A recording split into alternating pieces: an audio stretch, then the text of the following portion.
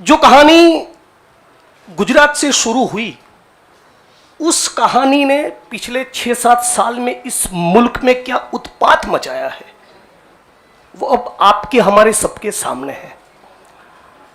As a nation, एक राष्ट्र के तौर पर हम एक अनप्रेसिडेंटेड, अभूतपूर्व क्राइसिस से गुजर रहे हैं। ऐसा संकट इस मुल्क ने पहले कभी नहीं देखा। हमारे संविधान पर हमला है, दिल्ली की सड़कों पर संविधान की कॉपी को जलाया जाता है, हमारे आइडिया ऑफ इंडिया पर हमला है, हमारे देश के लोकतंत्र के ऊपर हमला है।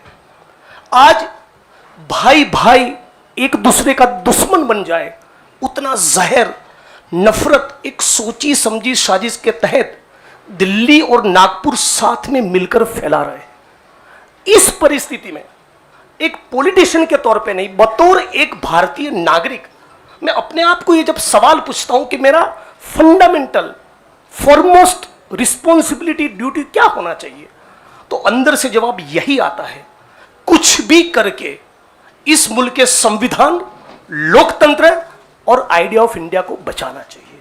और यदि उसको बचाना है तो मुझे उनके साथ खड़े रहना है जिसने स्वतंत्रता के आंदोलन में न केवल कंट्रीब्यूट किया है, उसको लीड किया है, अंग्रेजों को यहां से खदेड़ कर दिखाया है।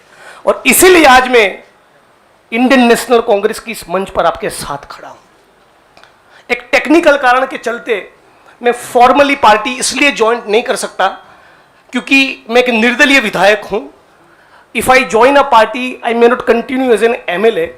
मेरी पार्टी के सीनियर लीडर से बात हुई, मेरे मतक्षेत्र के साथियों से बात हुई, अपने आप से बात हुई, राहुल जी से बात हुई, तो मुझे लगा कि मैं इस विचार के साथ हूं ना, यह सबसे प्रमुख बात है। मैं इस मुहिम, मिशन और इस संघर्ष के साथ हूं, यह सबसे महत्वपूर्ण बात है। बाकी की फॉर्मेलिटी तो आने वाले महीनों में भी हो जाएगी। और राहुल जी ने भी कहा कि वो जो पर्चा भर के सदस्य लेने की बात है वो तो कल भी कर लेना, अभी अपने मत क्षेत्र के लोगों के साथ खड़े रहो। तो मैं फॉर्मली नहीं, लेकिन इस विचार के साथ आज जुड़ चुका हूं और 22 का चुनाव में कांग्रेस के सिंबल से ही लड़ूंगा, उसके सारे कैंपेन्स का हिस्सा रहूंगा। और गुजरात के संदर्भ में आज साथी हार्दिक हमारे बीच में मौजूद है, तब कहना चाहता हूं कि आज राष्ट्रीय स्तर पे जो हो रहा है वो सब कुछ हम लोग गुजरात में देख चुके हैं, झेल चुके हैं। आप सभी पत्रकार साथियों के बीच में बड़ी चिंता के साथ ये कहना चाहता हूं, हमारी पार्टी ने इस मुद्दे को उठाया है कि 3000 किलो का ड्रग्स 15-20 लाख बेरोजगार युवा को नशे की चुंगाल में फंसाने के लिए अदानी के एयरपोर्ट पर उतर रहा है। आज जब महंगाई और बेरोजगारी उसके चरम सीमा पर है, तब गुजरात और देश के बेरोजगार युवाओं को रोजगार देने के बजाय ये फांसीवादी ताकतें चाहती है कि रोजगार तो ना मिले, उनको नशे के हवाले में झोंक दिया जाए। तो इन सारी परिस्थितियों में यदि बाबा साहब अंबेडकर के संविधान को बचाना है, हमारे आइडिया ऑफ इंडिया को बचाना है, भगत सिंह को जब मुकदमे की कार्यवाही के दौरान पूछा गया कि क्रांति क्या है, तब शहीद आजम ने कहा था कि क्रांति से हमारा मतलब है किसानों और मजदूरों के हाथ में सत्ता।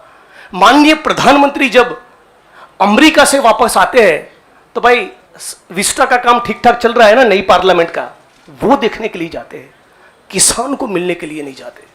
तो किसान हो, मजदूर हो, दलित हो, आदिवासी हो, महिलाएं हो, सबके ऊपर एक जो अनप्रेसिडेंटेड हमला है, इसको रोकने के लिए मैं भारत की जनता को, भारत के 21 करोड़ दलितों को और सारे लाखों करोड़ों युवाओं को अपील करता हूं, सेंस ऑफ अर्जेंसी के साथ, अभी वक्त नहीं है, कूद पड़िए, एक नया आंदोलन छिड़ने वाला है।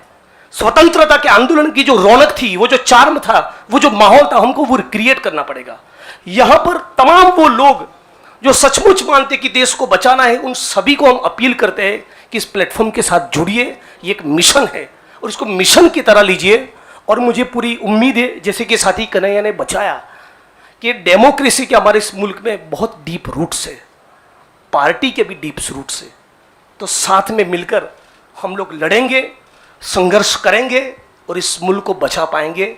आप तमाम साथियों का मैं दोबारा स्वागत करता हूं और दोबारा इस प्लेटफॉर्म के माध्यम से पूरे देश की जनता को अपील करता हूं सेंस ऑफ अर्जेंसी के साथ तुरंत जुड़िए। एक बहुत जबरदस्त माहौल हम लोगों को खड़ा करना चाहिए।